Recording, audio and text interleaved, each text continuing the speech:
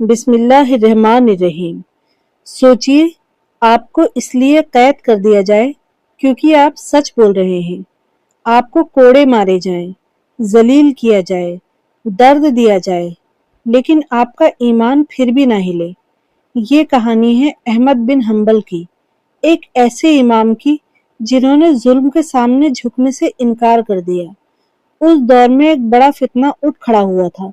حکمران اور کچھ دربار کے علماء ایک ایسے عقیدے کو زبردستی لوگوں پر تھوپنا چاہتے تھے جو اصل دین کی تعلیم کے مطابق نہیں تھا۔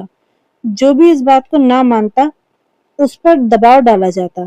حضرت احمد بن حنبل اس وقت کے سب سے بڑے محدث اور فقیہ تھے۔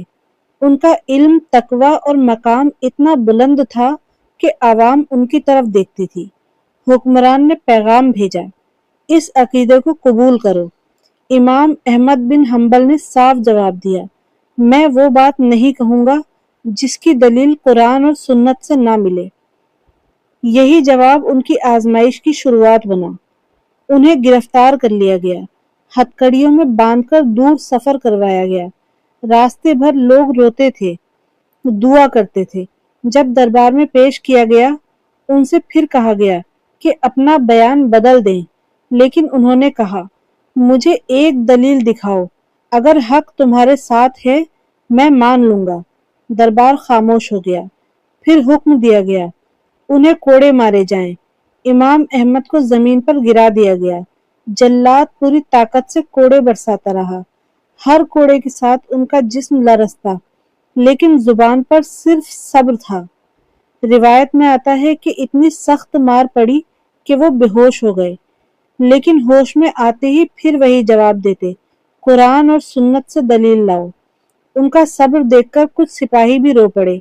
ایک نے دھیرے سے کہا، کاش آپ ایک لفظ کہہ دیں تاکہ آپ کو رہا کر دیا جائے۔ امام احمد نے جواب دیا، اگر میں جھک گیا تو لوگ سمجھیں گے کہ باطل سچ تھا۔